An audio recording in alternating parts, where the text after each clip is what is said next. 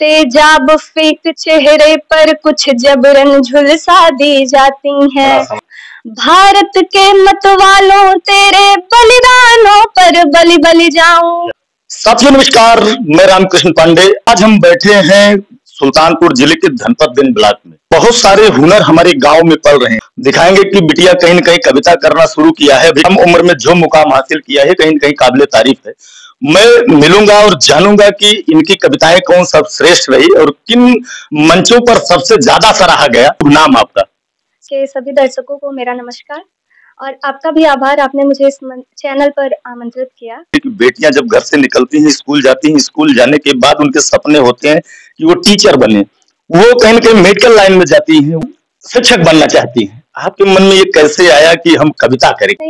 मेरी पढ़ाई अभी चल रही है और ये मेरा शौक है। मैं कविता वो होती है, भावनाओं को व्यक्त करने का तरीका होती है कविताएं।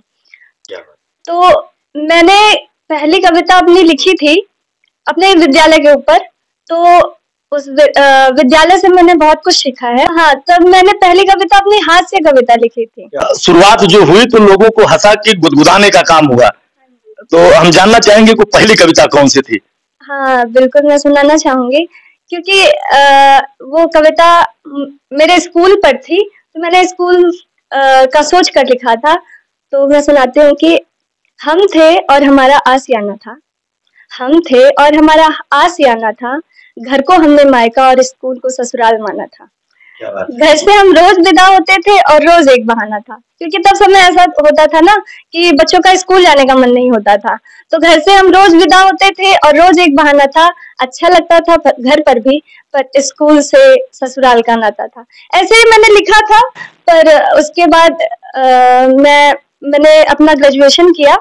फिर धीरे धीरे गुरुकुल आश्रम है यहाँ पे एक, वहाँ पे हमेशा कवि सम्मेलन होता था, तो मुझे लगा कि मुझे वहां पे जाना चाहिए और अपनी कविता उनके बीच रखनी चाहिए। तो जब मैंने मंच पर एक कविता पढ़ी, उससे मुझे बहुत स्नेह मिला। मंच के सभी कवियों ने बहुत मुझे सराहा था, तो मैं वो कविता आपके बीच रखती हूँ कि वो कविता मैंने शहीदों को समर्पित की थी। मैं कविता रखती हूँ कि नम आँखों से नमन करूं पर काल तुम्हारा रोक न पाऊं। भारत के मत वालों तेरे बलिदानों पर बलि बलि जाऊं। देश प्रेम की इस सैया पर, देश प्रेम की इस सैया पर मृत्यु तेरे जीवन के मोल। वीर तुम्हें दे सकती केवल कुछ कविता के आहत बोल। वीर तुम्हें दे सकती केवल कुछ कविता के आहत बोल। तेरी कुर्बानी पर चलकर देखो आजादी आई है। एक माता रोई है तो दूजी माता मुस्काई है।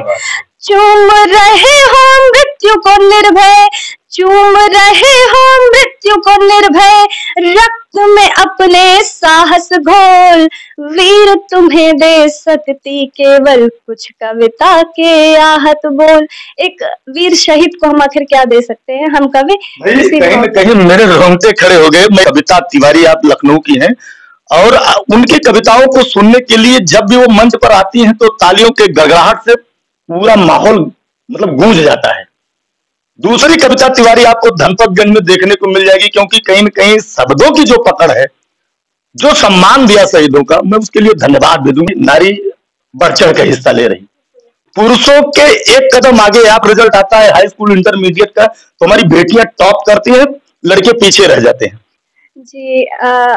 वो कविता कारण भी जानना चाहेंगे, क्योंकि कारण बहुत जरूरी है कि आजकल कहीं न कहीं बराबरी का दर्जा है, परसेंटेज में उनको कहीं न कहीं आरक्षण भी मिला है, फिर भी यार कविता कहीं न कहीं महिलाओं को ज्यादा महत्व देती है।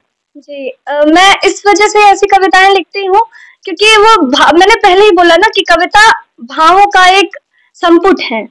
तो जब भाव अपने आप आते मैंने देखा, तो मुझे लगा कि कहीं ना कहीं अभी भी वो बराबरी नहीं हो पाई है, और ना ही मैं चाहती हूँ कि वो बराबर हो, क्योंकि पुरुष और महिलाएं एक ही सिक्के के दो पहलू हैं, उनको कभी बराबर नहीं किया जा सकता। तो लेकिन मैंने वो कविता लिखी थी, वो बहुत वायरल भी हुई थी और बहुत सारे लोगों ने उसे बहुत प्यार किया और बहुत सारे लोगों ने उस पर बहुत प्रश्न उठाए कि तुम नारीवाद पे बहुत बोलती हो। मैं उनको जवाब देना चाहूंगी कि आप अपनी इस सोच से थोड़ा ऊपर उठिए। सरकार भी कहीं न कहीं चाहती है कि महिला उत्थान हो, और तमाम महापुरुषों ने महिला के उत्थान के लिए बहुत सारे काम किए, आज भी हो रहा है।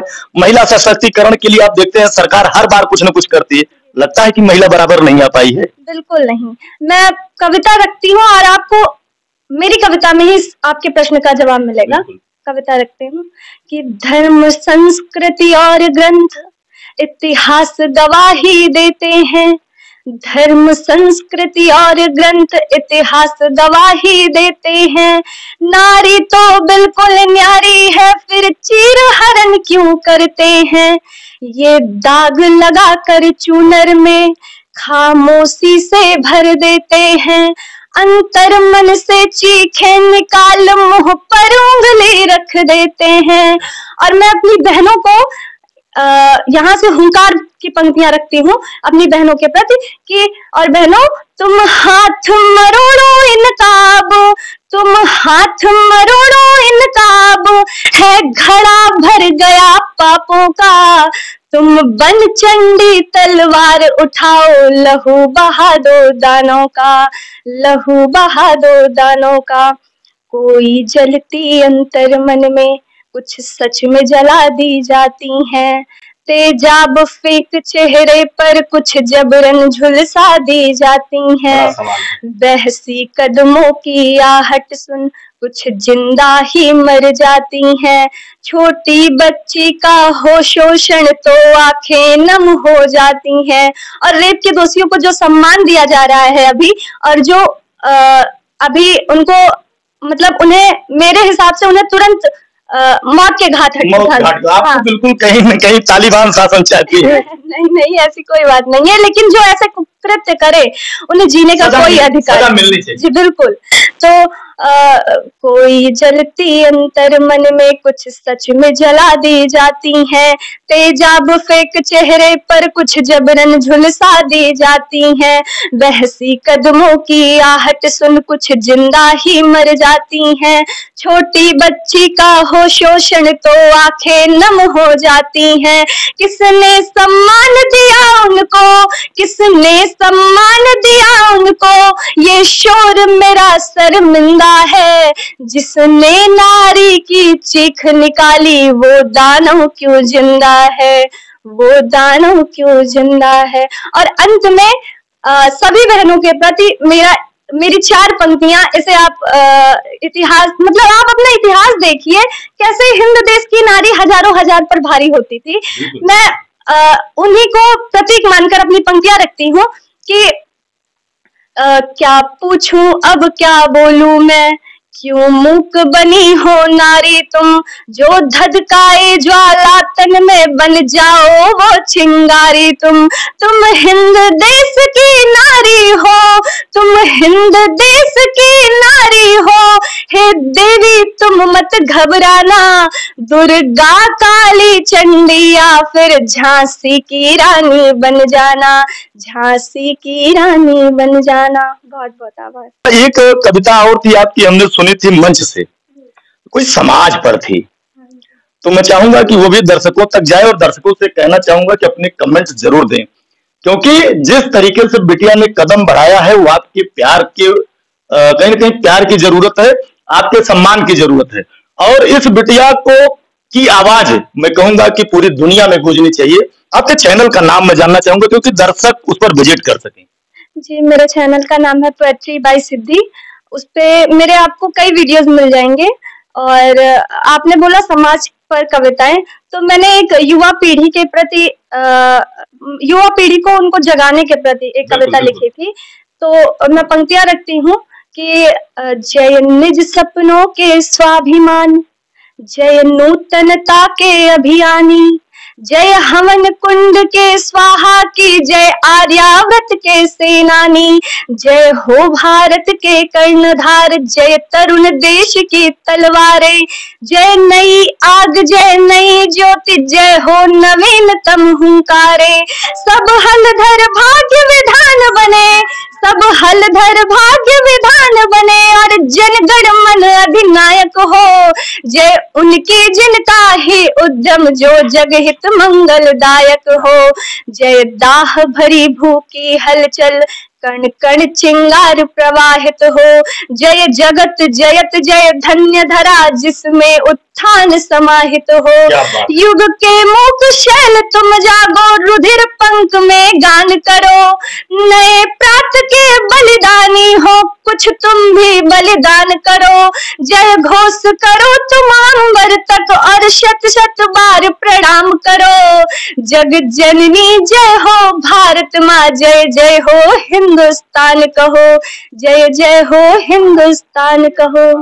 इस बिटिया में कहीं न कहीं मुझे अंकिता सिंह की झलक दिखती है। जिस तरह शब्दों का चयन करके अंकिता सिंह लोगों के मन को कहीं न कहीं छू लेती हैं, वो सारे शब्द बिटिया में कहीं न कहीं निकल रहे हैं, और आपका प्यार मिलेगा तो पक्का है कि अपने क्षेत्र का, अपने जिले का, अपने देश का नाम रोशन करेगी।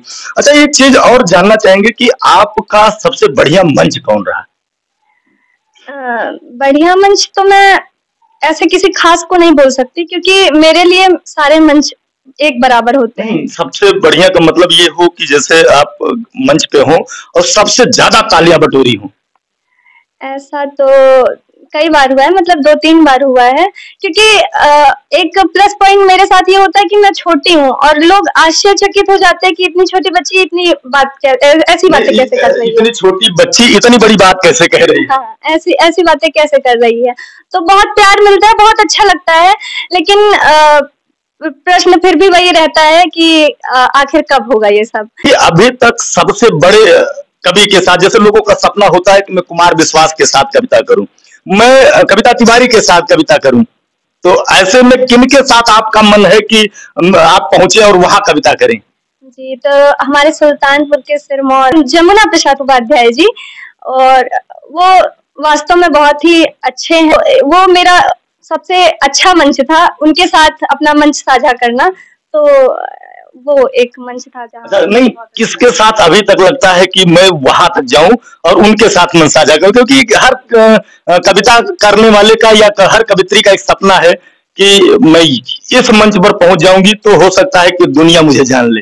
नहीं, ऐसा कुछ नहीं है, लेकिन मैं कविता तिवारी जी को अपनी प्रेरणा मानती हूँ, क्योंकि उनसे मैंने सीखा और उनको देखती रहती हूँ, तो मैं चाहती हूँ कि उन तक अगर पहुंच जाऊं, उनके साथ अगर मंच साझा करूं, तो मेरे लिए इससे बड़ी बात कोई नहीं। ये चीज और जानना चाहेंगे कि जैसे शहीदों के साथ में समाज के लिए अभी तमाम जो सामाजिक वातावरण है, या कह सकते हैं कि राजनीतिक क्षेत्र है, उस पर कोई कविता आपने की है? राजनीति कहीं कहीं बहुत गर्म इस समय चल रही, हर जगह देखेंगे कि एक दूसरे को खा जाने की स्थिति है, तो उस पर कोई कविता आपकी? हरिशंकर परसाई जी का एक व्यंग्य है, मुझे याद आ रहा है कि वो कहते हैं, अच्छे लोग राजनीति से डरते हैं और मूर्ख लोग राजनीति को अच्छा समझते हैं। क्या बात है। समाज जिस तरीके से चल रहा, आप देख रहे हैं, उसमें दो मतलब कहने की कोई स्थिति आजकल बनती नहीं। लोग मुंह पर ताला लगा के रखते हैं कि कहीं ऐसा ना कोई शब्द निकल जाए और किसी कटघरे में हम खड़े हो जाएं।